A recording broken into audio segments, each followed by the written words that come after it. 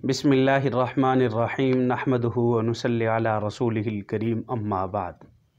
अहबाब गिरामी, उम्मीद है कि आप सब खैरियत से होंगे।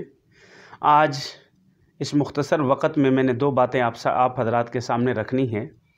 पहली बात तो ये है कि बच्चों की किस उम्र में तरबियत करनी चाहिए, यानी बच्चा किस उम्र में स्कूल भेजना चाहिए, किस उम्र में बच्चों को कुछ बातें सिखानी चाहिए और किस उम्र में उन्हें बाकी दीन के अमूर वग़ैरह सिखाने चाहिए, और किस उम्र तक आप बच्चों की तरबियत कर सकते हैं। क्योंकि अक्सर अहबाब का सवाल होता है, अक्सर अहबाब पूछते हैं और कहते हैं कि भाई बच्चों की तरबियत के मुताल्लिक़ काफ़ी परेशान है, बच्चे ज़िद्दी हो रहे हैं, बच्चे हट दरम हो रहे हैं, तरबियत से हाथ से निकलते जा रहे हैं, इसके मुताल्लिक़ कोई वजीफ़ा बताएं, कोई कुरान की आयत बताएं। तो इसलिए मैंने चाहा कि आपके सामने ये दोनों बातें खुल कर बयान करूँ।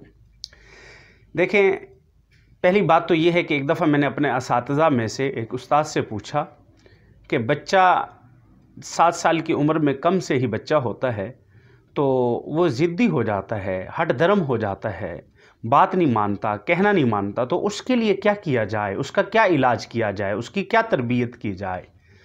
तो उन्होंने कहा कि भाई हम तो इसकी कोई तरबियत नहीं करते, हम तो इसका कोई इलाज नहीं करते। हमने कहा फिर? कहा कि हाँ, इसके लिए उन वालिदैन की तरबियत की ज़रूरत है और उन वालिदैन के इलाज की ज़रूरत है जो अपने बच्चे के 7 साल से पहले तरबियत और उसकी इलाज की और उसके इन बाकी चीज़ों के बारे में सोचते हैं। देखें, बच्चा, आपने कई दफ़ा घरों में देखा होगा कि बच्चा जब पैदा होता है तो पैदा होने के साथ ही बच्चे की तरबियत शुरू हो जाती है। एक तो बच्चे की तरबियत डायरेक्टली और दूसरा इनडायरेक्ट, कि आप डायरेक्ट बच्चे की तरबियत हो रही होती है, वो जो ही बच्चा पैदा होता है उसकी तरबियत शुरू हो जाती है। बच्चा खाना सीखता है, पीना सीखता है और इसी तरीके से फिर बैठना, फिर चलना, बोलना, ये सारी चीज़ें बच्चे की चल रही होती हैं। आपने कई दफ़ा घरों में देखा होगा कि बच्चे गालियाँ निकाल रहे होते हैं और वालिदैन उनके गालियाँ बकने पर हंस रहे होते हैं, खुश हो रहे होते हैं। बच्चे शरारतें कर रहे होते हैं और वालिदैन उनकी शरारतों की तारीफ़ कर रहे होते हैं।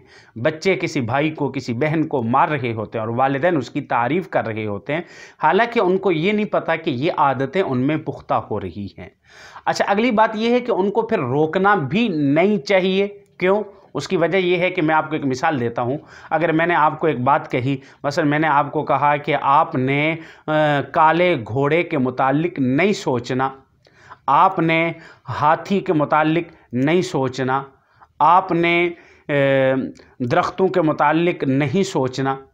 अब उम्मीद है कि आपके ज़हन में एक तस्वीरें आई होंगी कि कौन से दरख्तों के मुताल्लिक़, कौन से हाथी के मुताल्लिक़, कौन से काले घोड़े के मुताल्लिक़। तो ये तस्वीर आपके ज़हन में फ़ौरन आ गई होगी। जब आप बच्चे को रोकते हैं तो फिर बच्चे के ज़हन में मनफी असरात आते हैं और बच्चा सोचता है कि क्यों मुझे रोका जा रहा है, क्यों मुझे कहा जा रहा है, वो मज़ीद उसमें पढ़ने की कोशिश करता है। तो इसलिए अपने बच्चों को 7 साल की उम्र में आप उनको कुछ ना कहें। क्यों? इसलिए कि जब हम शरीयत मुतहरा को देखते हैं कि शरीयत के अंदर बच्चे को 7 साल की उम्र में ज़बानी नमाज के मुताल्लिक़ कहा गया, उससे पहले हुक्म नहीं है। और फिर जब 10 साल का हो तो फिर तादीब के तौर पर भी आप उनको ज़र्ब या तादीबन समझा सकते हैं, लेकिन 7 साल से पहले आप बच्चों को उसको मजबूर नहीं कर सकते, बच्चों को डांट डपट नहीं कर सकते, मार नहीं सकते। क्यों? इसलिए कि अगर बच्चे को 7 साल की उम्र से पहले आप समझाने की कोशिश करेंगे, वो आपकी इस तरबियत से कोई फ़ायदा नहीं होगा, बिल्कुल नहीं समझेंगे और ना ही उस पर असर पड़ेगा। देखा नहीं आपने, अमेरिका के अंदर जितने भी स्कूल हैं वहाँ बच्चों को 6 साल के बाद 7 साल की उम्र में दाखिला दिया जाता है। और इसी तरीके से जापान के अंदर भी, अगर जापान के अंदर बाद स्कूल ऐसे हैं कि जहाँ दाखिला मिल भी जाता है 5 साल की उम्र में, लेकिन वहाँ पढ़ाई नहीं होती, सिर्फ खेल कूद सिखाया जाता है, मोहब्बत सिखाई जाती है, असातिज़ा के साथ रब्त और आदत बनाई जाती है, बाकी तालीम के मुताल्लिक़, तरबियत के मुताल्लिक़ कोई बातें नहीं सिखाई जाती। तो इस वजह से बच्चों को 7 साल की उम्र से पहले जो हमें जज्बा चढ़ा हुआ होता है, उससे हम मज़ीद बच्चों को ज़हनी कोफ्त में डाल रहे होते हैं। मैं आपको एक बात यहाँ बताऊँ, मैं बचपन के अंदर, मेरा एक दोस्त था, तो मैं उनके घर के आगे से जब गुज़रा तो देखा कि उनका वालिद इंतहाई गुस्से में और इंतहाई लाल पीला, क्योंकि बेटा वो साइकिल बग़ैर इजाज़त के उठा के बाहर चला गया था। جب آگے مجھے ان کا بیٹے ملے تو میں نے کہا آپ گھر جائیے کیونکہ آپ کا والد بہت سخت غصے میں ہے۔ اس نے کہا میں چلا جاؤں گا، کوئی بات نہیں۔ میں نے کہا آپ کے ابا جی سخت غصے میں ہیں؟ کہتے وہ تو روز غصہ کرتے رہتے ہیں، ان کے غصے کا تو اب اعتبار ہی نہیں ہے، وہ روزانہ ہی غصہ ہی کرتے رہتے ہیں، ڈانٹتے ہی رہتے ہیں۔ تو اس وجہ سے اس عمر سے پہلے بچوں کو خواہ ڈانٹنا، بچوں کو تربیت کے اندر اپنے آپ کو لگانا، یہ بچوں پر اثر نہیں ہوگا۔ اور دوسری بات یہ ہے کہ کس عمر تک آپ بچوں کی تربیت کر سکتے ہیں۔ ایک صاحب کو جب میں نے کچھ باتیں بتائیں تو وہ کہنے لگے مفتی صاحب آپ ہمیں پہلے باتیں بتاتے ہیں، ہماری تو عمر ڈھل چکی ہے۔ نہیں، حالانکہ ایسا نہیں ہے۔ عمر سیکھنے کے لیے عمر کی قائد نہیں ہے۔ جس عمر میں بھی آپ اپنی ذات کو تبدیل کرنا چاہیں تو آپ کی ذات تبدیل ہو سکتی ہے۔ سب سے پہلے آپ اپنے آپ کو تبدیل کرنا چاہیں، تبدیل کر سکتے ہیں۔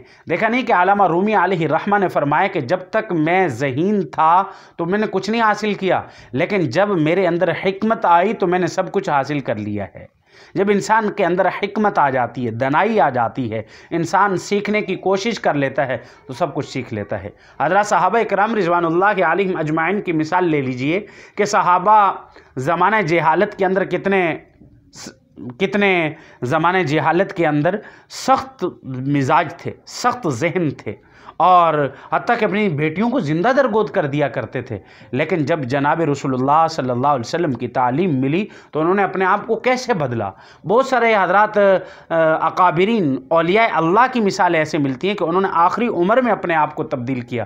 تو اس لیے تبدیلی کی کوئی عمر نہیں، کسی وقت بھی آپ اپنے بچوں کو تبدیل کر سکتے ہیں، سمجھا سکتے ہیں، لیکن اس سمجھانے کے لیے سب سے بڑی شرط اپنے آپ کو تبدیل کرنا ہوگا۔